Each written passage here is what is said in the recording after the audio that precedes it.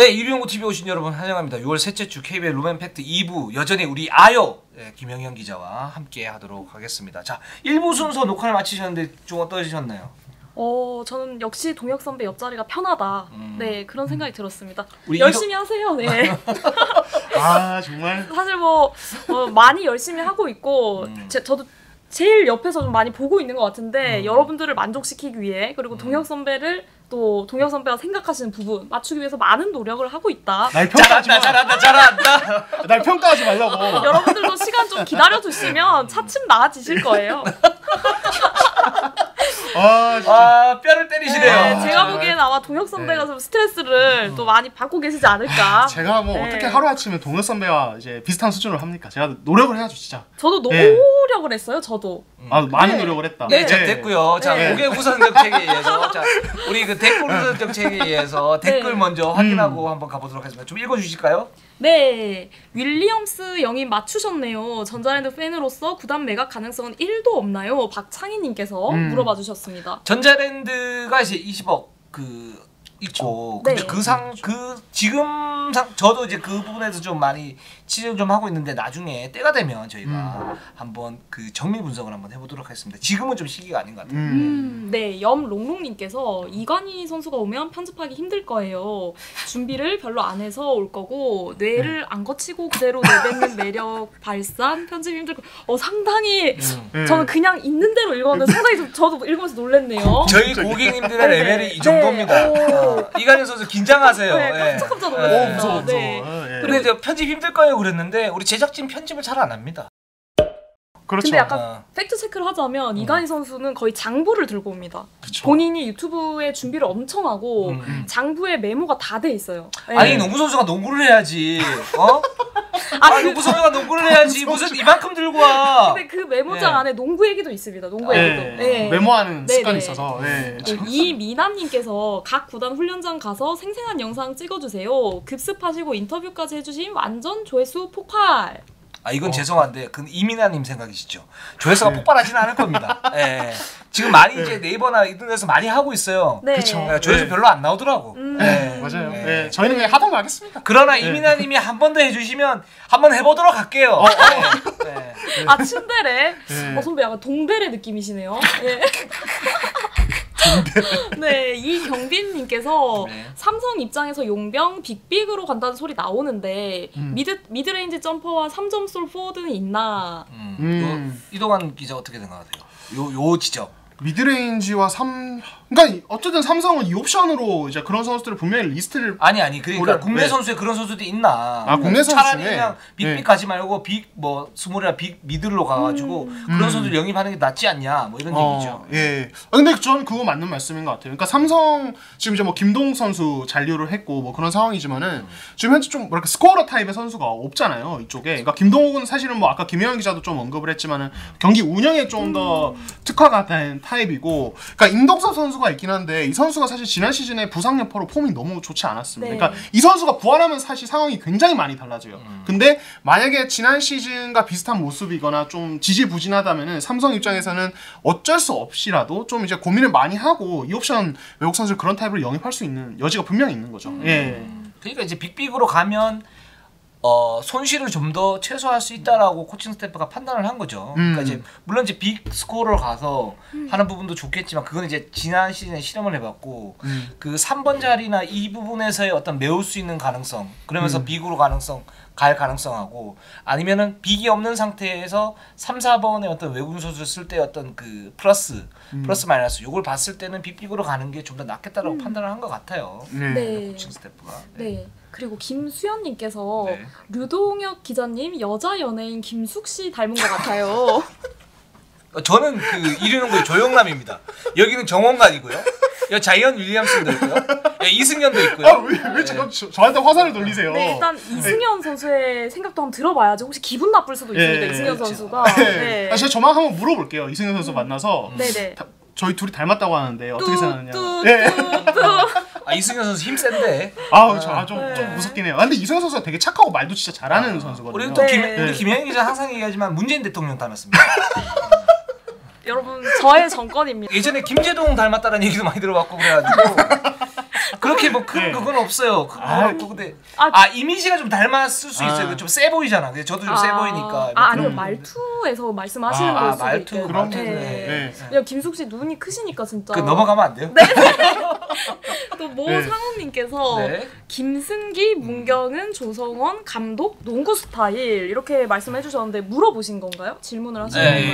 예, 네. 질문하신 것 같아요. 김승기, 문경은, 조성환. 네, 이동환 기자가 좀 간략하게 좀 얘기를 한번 해보세요. 굉장히 간략하게 말씀을 드리겠습니다. 아니요, 그냥 간략하게. 예. 네네. 아, 굉장보다는 조금 더 네. 디테일하게. 김승희 감독은 뭐 이제 여러 가지 포인트가 있는데 그 중에 가장 대표적인 것은 어떤 이제 앞선 수비에서의 압박을 중시하는 점. 그러니까 네. 수비에서의 압박을 굉장히 중요시하는 농구 색깔을 가지고 있습니다. 사실 이 부분을 이제 새로운 선수들 같은 경우는 이 부분을 얼마나 빨리 적응하느냐, 얼마나 잘 코트에서 자기 뜻대로 실행시켜 주느냐, 감독 본인의 뜻대로 실행시켜 주느냐 이 부분을 되게 중요시해요. 이 부분에 대해서 동의하십니까?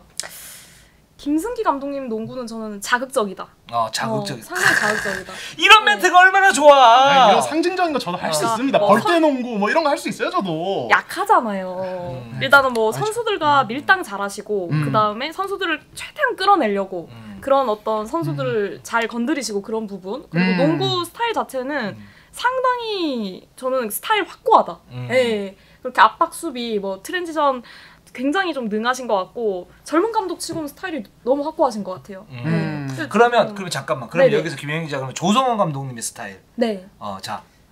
조성원 감독님의 스타일은 다음 시즌에 말씀드리겠다. 왜냐면은 저도 안 봤는데 봤다고 말씀드릴 수는 없으니까 솔직히 잘은 모르겠어요. 어떤 스타일 추구하시는지.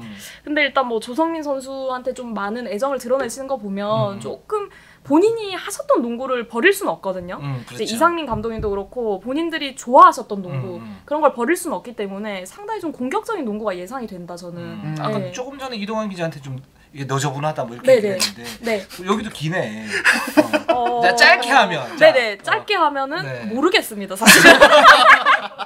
잘 모르겠습니다. 예. 괜히 데리고 왔어. 네. 조성원 감독님은 저도 취재하면서 한 번도 뵌 적이 없었기 때문에 예. 그렇죠. 이동환 기자 어떻게 보세요? 조성원 감독님의 네. 농구요. 솔직히 저도 몰라요. 저도 본 적이 없어요. 예. 근데 제가 취재하는 기간 동안에 계셨던 분이 아니고 항상 이제 해설을 하셨어서 네. 네. 저 당장 이제 이번 주 수요일에 조성원 감독님 농구 한번 보러 가거든요. 네, 예, 네. 이천에서 LG 연습 경기 있다고. 저보다 빨리 말씀해 주실 수 있겠네요. 예, 이제. 그래서 다음 주에 한번 대략적으로. 잘한다. 둘 다 나가. 예. 지금 조성원 감독은 명지대 시절에 그러니까 이제 그 선수들을 개개인의 능력을 극대화시키는 농구를 좀 했었어요. 그리고 외곽의 어떤 슛을 두려움 없이 던져라. 그런 말에서는 이제 김영현 기자의 말과 일맥상통을 이게 자기가 KCC 있을 때, LG 있을 때 그렇게 농구를 해왔었고 또 빠른 농구를 하겠다 그랬잖아요. 6점 농구. 그러니까 트랜지션은 상당히 강할 것 같고 외곽에서의 어떤 공격이 굉장히 강할 것 같은데 KT의 서동철 감독과는 조금 다른 어떤 외곽 그 플레이를 갖다 할 것 같아요. 그러니까 속공에 의한 득점이 상당히 좀 많을 것 같고 거기에 따른 외곽 공격이 굉장히 많을 것 같은 그런 느낌이 좀 들긴 해요. 그래서 두려움 없는 공격 농구를 할 것 같은 느낌이 듭니다. 예. 그렇고 뭐 김승희 감독은 그러니까 수비 압박 말씀하신 거하고 뭐 비슷하고 문경원 감독은 지금은 이제 뭐 형님 리더십 그러지만 지금은 이제 단계가 한 반 단계 정도로 올라온 것 같아요. 그래서 SK 시스템을 적재적소에 잘 활용하고 있고 그런 부분에서 좀 클래스가 좀 올라가고 있는 그런 것 같아요. 그러니까 선수를 좀 적재적소에 잘 활용하시는 것 같아요. 매번 느낄 때 보면. 예. 그리고 연차가 쌓이면서 생각도 많아지는 것 같아요. 그런 느낌을 그렇게 좀 보고 있습니다. 네. 자 그러면 일단 우리 그 6월 셋째 주 KBL 루멘 팩트 2부 순서 시작을 해보도록 하겠습니다. 네, 이번 순서에서는 이제 안양 KGC 인삼공사를 먼저 다뤄볼 예정인데 상당히 좀 외국 선수 관련 이슈가 좀 많은 관심을 좀 모았던 팀입니다. 이거는 제가 지난주에 그러니까 우리가 지난주에 얘기를 했을 때 뭐냐면 사이먼하고 머피 할로웨이는 쉽지가 않다라고 둘 다 네. 근데 그 뭐 커뮤니티를 저희가 봐요. 보면 이제 그 용병닷컴에서 우리 정주 기자가 이제 거의 확정적이다 뭐 이렇게 얘기를 했었잖아요. 그쵸. 그러면서 야 너네가 맞냐 이거 꿀잼이다는 식으로 이제 막 얘기를 다 하시더라고. 그거 바람직한 현상입니다. 아주. 그럼. 네. 네. 이 비시즌에 농구 인기 별로 없는데 그렇게라도 언급을 해주면 우리는 얼마나 고마워. 그렇죠. 예. 그래서 제가 정주 기자한테 전화도 했어요. 야 우리가 이렇게 하면 건설적인 경쟁자가 될 수가 있어. 나 이렇게 얘기하니까 정주 기자 막 웃었는데 그리고 기본적으로 용병닷컴은 다시 한번 말씀드리지만 거기는 용병에 대한 데이터가 무궁무진해요. 기본적으로. 그러니까 우리가 알고 있지 못하는 그 국내 팬이 알고 있지 못하는 소식들을 제대로 전달해주는 그런 전문적인 용병 어떤 데이터를 구축을 하고 있다. 그리고 기간도 엄청나게 많이 되지 않았습니까? 그렇죠. 그런 네. 부분에서 우리가 리스펙을 해줘야지. 그렇죠. 예, 실제로 이제 선수별로 이제 영상 자료도 굉장히 따로 많이 모아두시고 그렇죠. 예. 정적 기자께서는 밤마다 이제 용병 영상을 돌려볼 정도로 연구를 진짜 많이 하시는 분이에요. 그리고 잘 알 거 아니에요. 같이 합방도 해봤잖아. 그죠? 네, 아, 네, 그렇죠. 네, 네. 예. 그냥 지욱 선배는 제가 처음 농구 기자 시작했을 때부터 항상 농구 외국 선수들 동향 뭐 영상 항상 챙겨보셨던 것 같아요. 비디오를. 네, 그렇기 네. 때문에 뭐 그 부분에서는 우리가 따라갈 수 없다 솔직히 얘기해서 네. 그건 뭐 인정을 하고 근데 정주 기자는 저희 사과 방송을 잘 안 봤나 봐. 확정이란 말 그렇게 쓰면 안 돼. 확정 100% 절대 안 네. 나 사과했잖아요. 왜 똑같은 실수를 하는 거야? 그러니까 뭐냐면 KGC가 그런 얘기가 계속 많았으니까 그럴 수밖에 없는 게 제가 모 감독한테 전화했는데 그 모 감독도 그렇게 얘기를 하더라고요. 그러니까 KGC가 모피하고 지금 사이먼하고 다 된 거 아니야? 확정으로 알고 있는데 뭐 이렇게 얘기를 하시더라고요. 그래서 아닌데. 이게 뭐냐면 실제로 내가 정확하게 말씀을 드리면 사이먼은 지난 방송에도 말씀을 드렸잖아요. 그러니까 교토에서 2년간 풀 개런티가 돼 있고 그렇기 때문에 인삼이 사이먼을 갖다가 접촉을 한 건 맞고 데리고 오려고 한 거는 맞는데 쉽지가 않다라고 말씀을 갖다 드렸고 그러니까 사이먼 같은 경우는 30 지금 8살인가 9살인가 그래요. 그렇기 때문에 1옵션으로 35분 이상 뛰었을 때 효율성이 좀 떨어질 수 있다. 그렇기 때문에 사이먼을 갖다가 데리고 오기는 정말 쉽지가 않다. KGC가 우승을 하기 위해서는 뭐 이런 부분이 있고 또 그 한간에서는 얘기하는 이제 사이먼과 머피 할로의 조합 이거는 뭐냐면 그러니까 예를 들어서 사이먼이 35만 불 그러면 머피도 한 35만 불 되겠죠. 70만 달러니까. 그랬을 경우에 이 두 조합이면 괜찮지 않냐. 그리고 KGC 실무진에서도 그런 부분에 대해서 고려를 했던 건 맞아요. 맞는데 기본적으로 사이먼이 그럼 만약에 안 되면 KGC 입장에서는 강력한 빅맨 센터를 데리고 와서 오세근과 같이 더블 포스트를 세우면서 농구를 하는 게 가장 그 전력을 극대화시킨다 라고 생각을 하고 있거든요. 그렇기 때문에 사이먼이 지금은 진짜 쉽지가 않고 데리고 온다면 새로운 외국인 선수 빅맨 하나 데리고 오고 그렇게 되면 이 선수의 연봉이 45만 뭐 40에서 한 45만 될 거 아닙니까?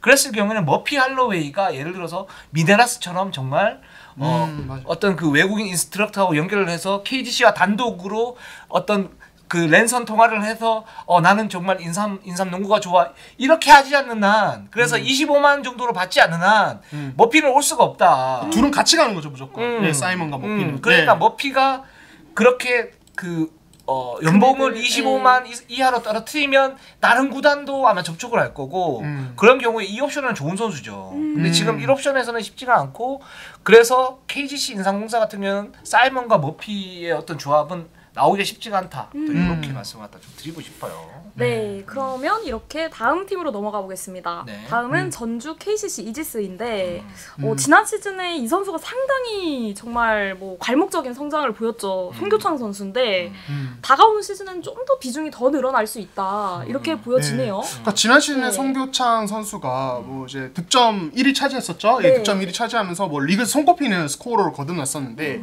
KCC가 오늘 시즌에 송교창이 어떤 비중을 더 높일 생각입니다.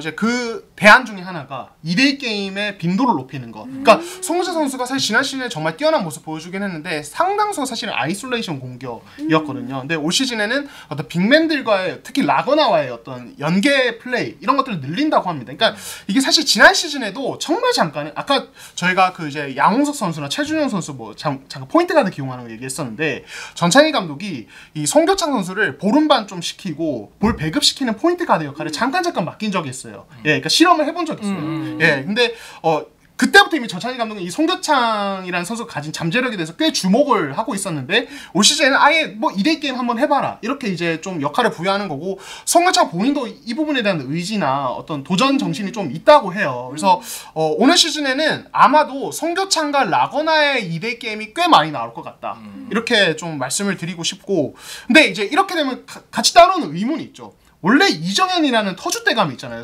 네. KCC는 2대 게임의 터줏대감이 있는데 네. 그렇다면 송교창의 2대 게임 빈도를 늘렸을 때 이 두 명이 효과적으로 공존이 가능한가? 지난 시즌까지는 뭐 송교창이 그런 거 안 했으니까. 근데 이런 의문이 생길 수 있는데 저는 좀 개인적으로 송교창과 이정현의 2대 게임은 좀 그 공격 구역이 좀 다르다고 보거든요. 송교창은 탑에서의 하이 피켓롤을 좀 더 많이 할 것 같고 이정현은 제일 잘하는 45도 윙에서의 2대2 피켓롤이 많아질 것 같아서 서로 다른 장단점을 가지고 구역을 나눠서 2대 게임을 좀 돌아가면서 전개를 하는 식으로 갈 것 같아서 저는 나쁘지 않은데 좀 이동환 기자는 또 어떻게 생각하시는지? 저는 이 분석이 굉장히 좀 예리하다고 봐요. 이거는 뭐 이동환 기자가 잘 얘기한 것 같고 근데 여기에서 숨은 의미가 저는 좀 있다라고 생각을 해요. 그러니까 KCC 내부에서는 어떻게 얘기하고 있냐면 송교창에 대해서는 무조건 좋은 선수죠. KCC 입장에서는. 근데 또 냉정하게 볼 때는 뭐가 있냐면 3번으로 썼을 때 아직까지도 그러니까 스피드가 뛰어나고 뭐 이런 부분이 있는데 수비에서 그런 활동력이 좀 떨어진다.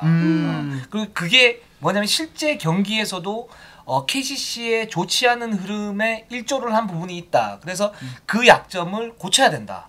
그래야 송교창이 스텝업을 할 수 있다. 라고 생각하고 있는 것 같거든요. 근데 그 상태에서 송교창이 2대2 공격 옵션을 많이 준다라는 건 뭐냐면 이 송교창을 4번이 아니고 3번으로 쓰면서 이런 그 공수에서의 어떤 활동력 그리고 팀에서의 핵심적인 역할을 좀 더 해라 라는 어떤 그런 이제 자극을 주는 수단 중에 하나라고 저는 생각이 들어요. 그러니까 이게 성공을 하면 송교창은 제가 볼 때는 MVP 3년 안에 받습니다. 진짜로. 그쵸. 받고 그리고 지금도 굉장히 좋은 선수이긴 하지만 팀 내 비중이 좀 더 늘어날 거고요. KCC는 1옵션을 송교창으로 바꿀 수 있고 왜냐면 이정현 선수는 이제 노세가 될 수 있기 때문에 그럴 수 있는데 만약에 이게 안 된다 그러면 송교창은 여기에서 또 계속 숙제가 남는 거죠. 그렇죠. 예, 그러니까 사실 송교창 이제 3번 수비 말씀하셨는데, 그러니까 송교창이 수비적으로는 약간 애매한 게 있어요. 이게 뭐냐면 4번 수비를 할 때는 뭐 리바운드 문제는 없습니다. 신장 자체가 워낙 좋기 때문에. 근데 이 밀고 들어오는 공격 상대에 그렇죠. 이런 것들이 되게 취약하고 3번 수비를 할 때는 말씀하신 대로 3점 라인과 페인트 존을 왔다 갔다 하면서 커버도 많이 해주고 많이 움직여줘야 되는데 이 활동력 이동현 기자가 언급한 이런 것들이 부족하거든요. 그러니까 3번에서 수비 약간 약점이 있고 4번에서 있기 때문에 이런 부분들을 송교창이 어떻게 밸런스를 자꾸 맞춰가느냐 사실 되게 좀 중요한 것 같아요. 제가 봤을 때는. 그래서 이제 그 KCC 내부 상황을 잘 모르는 어떤 뭐 팬들이나 아니면 기자나 또는 그 농구 관계자들이 착각하는 게 뭐냐면 송교창이 지금 그러니까 KCC가 빅맨이 없는데 그래서 4번을 보고 있는 거고 3번 보면 훨씬 더 날개를 달지 않을까 뭐 이렇게 얘기를 하는데 그게 아니라 지금 4번에서 수비 약점이 있고 3번에서 수비 약점이 있지만 전체적인 플러스 마이너스를 따지면 송교창은 지난 시즌처럼 4번으로 뛰는 게 훨씬 더 수비 약점을 감출 수 있는 그런 포지션이고 근데 이 선수는 기본적으로 3번을 뛰어야 되는 선수잖아요. 그렇죠. 그런 면에서 어떤 숙제는 있다 이렇게 보면 될 것 같아요. 예.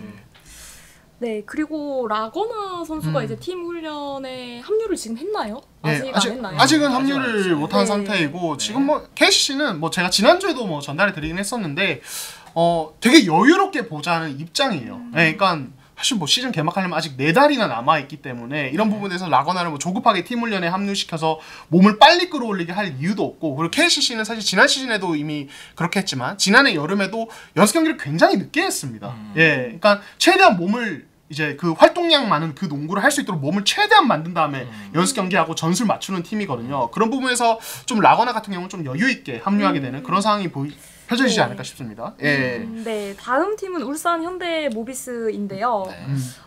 이 팀 같은 경우에는 지금 양동근 선수? 네네, 그쵸. 양동근 선수가 사실 빠진 상황이어서 네. 근데 또 그만큼 또 까드진 수혈이 된 상황이기도 하고 양동근 선수가 지금 이 코치 연수를 사실 코로나 때문에 가지 못한다고 저는 들었는데 네네. 네, 변동이 좀 있나요? 그 지난주에 투유 마스터님께서 이제 댓글로 어떻게 남겨주셨냐면 양동근 선수 은퇴식 계획이 있나요? 뭐 이렇게 얘기를 해주셨는데 사실 양동근 선수가 LA 쪽으로 코치 연수를 하려고 그랬었어요.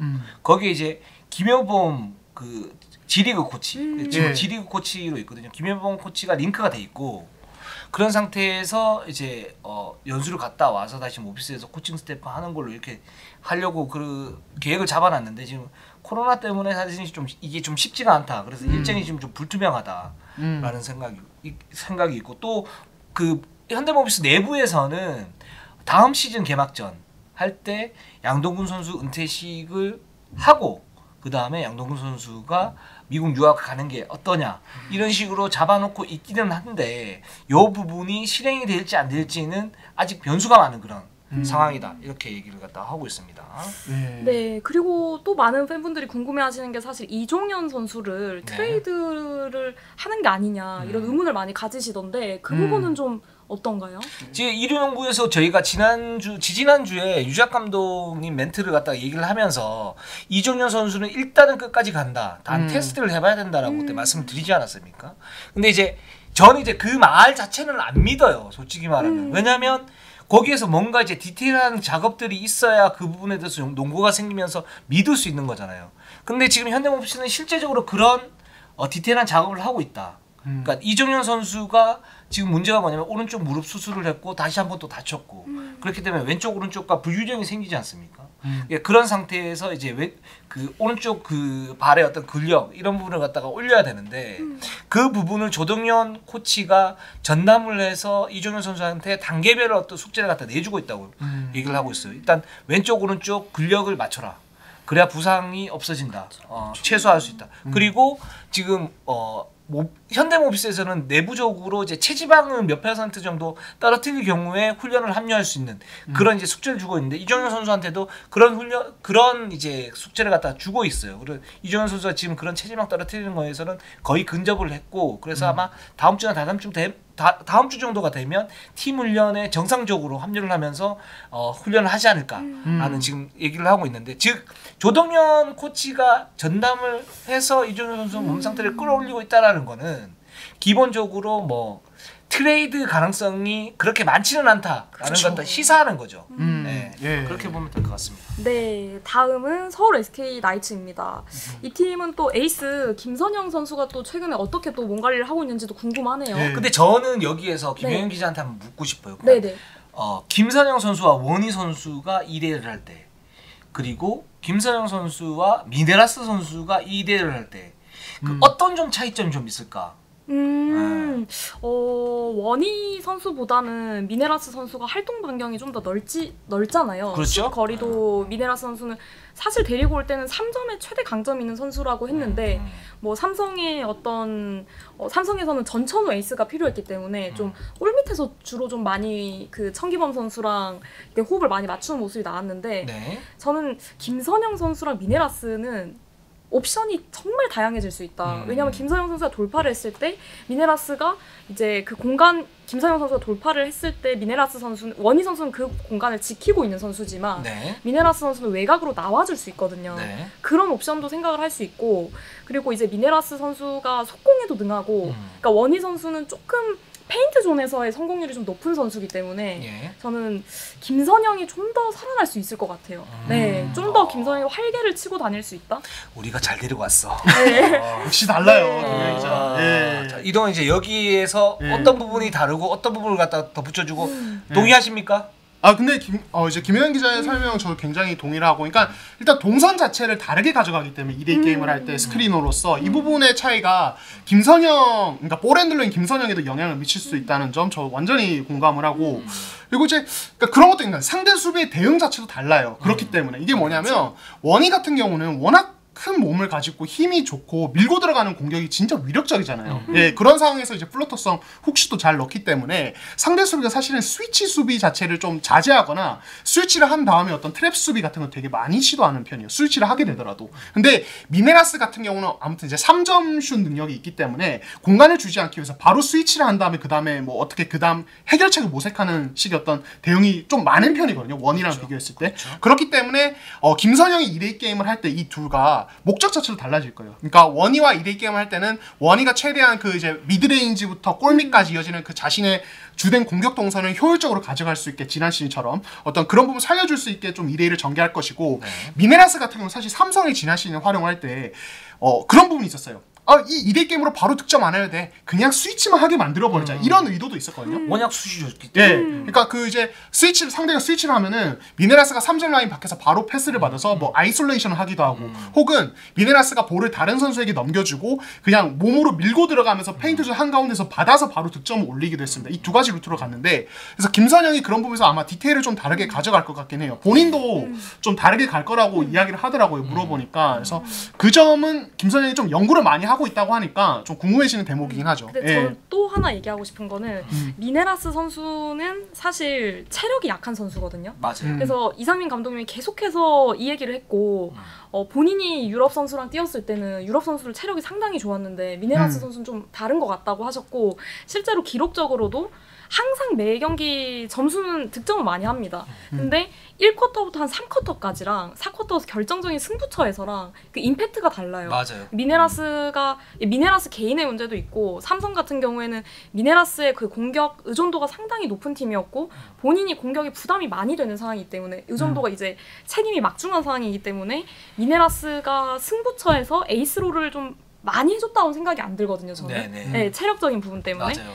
근데 SK에서는 옵션이 너무 많기 때문에 최준용, 안영준, 김선영의 또 원이랑 바꾸면 되잖아요. 맞아요. 저는 그래서 미네라스가 할 수 있는 부분, 본인이 잘하는 부분이 극대화될 것이다, SK에서. 저는 좀 그런 생각이 듭니다. 그래서 저도 어떤 네. 생각이 좀 드냐면, 이게 미네라스가 들어가는 게 SK가 뭐 그냥 단지 미네라스 알파가 아니고 훨씬 더 좋은 전력이 올 수가 있겠다라는 생각이 들어요. 그러니까 예를 들어서 원희 선수가 있을 때 뭐 DB라든가 LG라든가 이런 팀들하고 게임을 하면 좀 답답한 느낌이 있거든요. 네, 그게 안 풀렸을 때 할 수 있는 SK의 방법이 많지는 않았어요.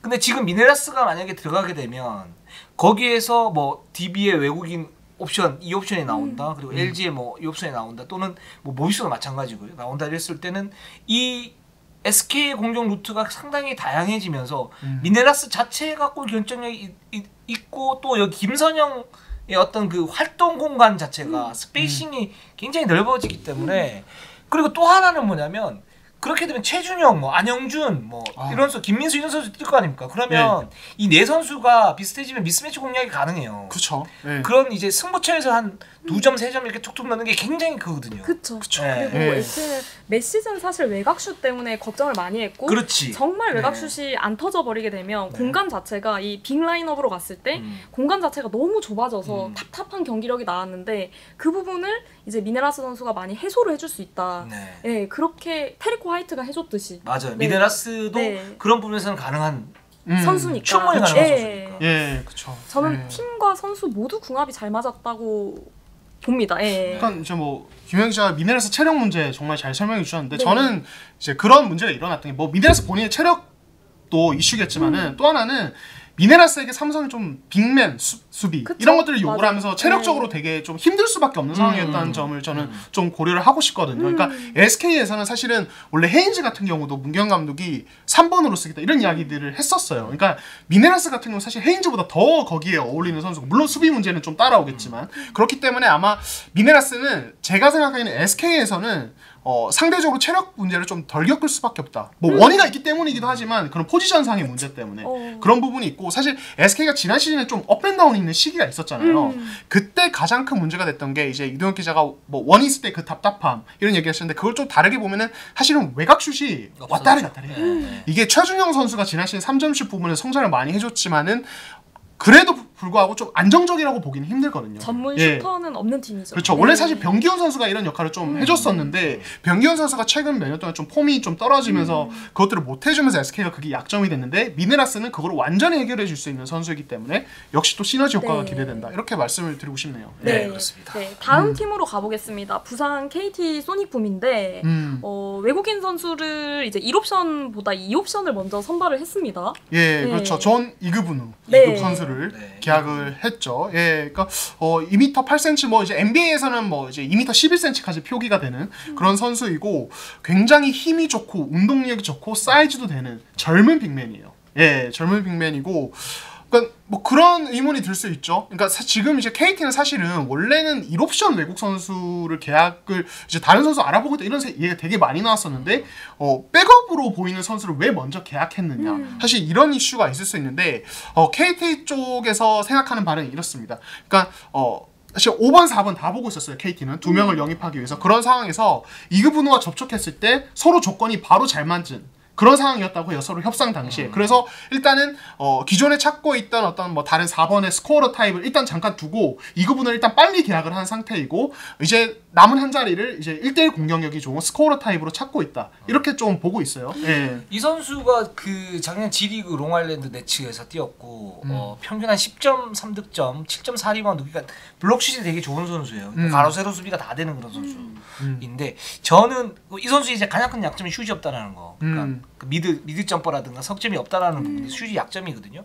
근데 이런 상황이라면 그 KT가 이그분우를 잘 활용할 수는 있겠다. 단 1옵션이 어떻게 나오냐에 따라서 달라지긴 하지만 허운과의 2대2 공격 같은 경우에는 약간 좀 삐걱거릴 수 있다. 그러니까 왜냐하면 허운이 돌파를 했을 때 이그분우가 그 골밑 공간을 잡아먹을 수 있으니까 외곽으로 스트레치가 잘 안 되니까요. 이런 부분이 좀 있을 수 있고. 근데 또 하나는 지금 서동철 감독 같은 경우에는 1옵션, 2옵션이 그렇게 큰 차이는 없다라고 지금 생각을 그렇죠. 예. 그러니까 이 부분에 대해서 그러니까 지난 시즌 사실 멀린스와 손튼 두 명을 데리고 있으면서 그러니까 그날 컨디션이 좀 더 괜찮은 선수들 혹은 상대에 따라서 더 기용이 될 만한 선수를 더 많이 쓰는 경우들이 있었거든요. 그러니까 서동철 감독은 이번 시즌에도 그 부분은 똑같다고 합니다. 그러니까 상황에 따라서 이그분우 같이 힘 좋고 골밑에 장악력이 더 필요한 어떤 이제 자원이 필요할 때는 이그분우를 더 쓰고 혹은 이제 좀 1대1 공격력이 되는 그런 선수가 필요할 때는 또 다른 선수를 쓰고 약간 이런 식으로 이제 상황에 따라서 가겠다는 생각이거든요. 근데 그게 현실에서 잘 먹힐까요? 그게 문제잖아요. 제일 큰 문제가. 그러니까 지금 이제 뭐 다른 팀들은 지금 1옵션부터 하려고 그런다. 그 이유가 뭐냐면 라렌, 원이 뭐 이런 선수들이 있기 때문에 그 선수를 막 그 선수에 대한 어떤 그 대응 카드를 갖다 하려고 하는 거잖아요.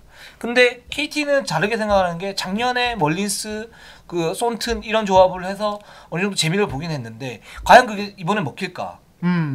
이 부분에서는 저는 약간 좀 부정적이에요. 그 부분에서는. 저는 사실 손튼도 네. 성공했다고는 보지 않거든요. 그렇죠. 네, 손튼 선수가 기복이 워낙 있었다 보니까 KT 경기력도 좀 그랬던 게 사실이고. 그리고 그게 이제 국내 선수 부담으로 네. 고전해 가면서 부상 빈도도 좀 높아지고 네. 뭐 이런 부분이 있는데 제가 생각할 때는 그 1옵션이 기본적으로 25분에서 30분 특히나 다음 시즌 강력한 1옵션들이 있는 팀들이 많기 때문에 그런 팀들 같은 경우에는 KT가 더더욱이나 사실 1옵션을 좀 더 강력하게 가져가고 뭐 2옵션 채우고 이렇게 해야 되는데 근데 KT는 지금 그런 상대적인 부분보다는 자기들의 어떤 그 팀을 꾸리는 그 부분에 초점을 맞추고 있는 것 같아요. 근데 이거는 좀 지켜봐야 될 것 같긴 한데 저는 여기에서 문제점이 살짝 생길 수는 있겠다. 그게 뭐 KT가 지금 1옵션의 영입 방향을 빅맨이 아닌 포워드 영입을 검토 중이다라고 네. 했는데 이렇게 되면 상대 팀은 거의 1옵션이 다 빅맨이잖아요. 그렇죠. 그래서 어쩔 수 없이 이구분우가 수비하러 먼저 나가야 되는 상황이 그럴 수도 연출이 그쵸. 될 것 네. 같아요. 네. 게다가 이제 원이나 오노아쿠나 라렌은 좀 봐야 되는데 이런 선수들 같은 경우에 활동력이 있기 때문에 석점까지 체크가 가능하잖아요. 그랬을 때 1옵션인 그 올 어라운드 플레이어를 갖다가 데리고 왔을 경우에 과연 그게 효율적인 것인가 이 부분은 좀 체크를 해봐야 되는 네, 문제죠. KT 현재 빅맨 사정도 생각을 해봐야 될 것 같고. 네, 그렇습니다. 아프리카 요정 김영현 그 기자와 함께한 자 6월 셋째 주 KBL 로맨 팩트 2부 여기까지입니다. 저희는 항상 최선을 다하겠습니다. 댓글 많이 남겨주시면 저희가 댓글에 대해서는 웬만한 댓글은 다 이렇게 소화를 하도록 하겠습니다. 유튜브 네이버 구독, 좋아요 알람 감사합니다. 감사합니다.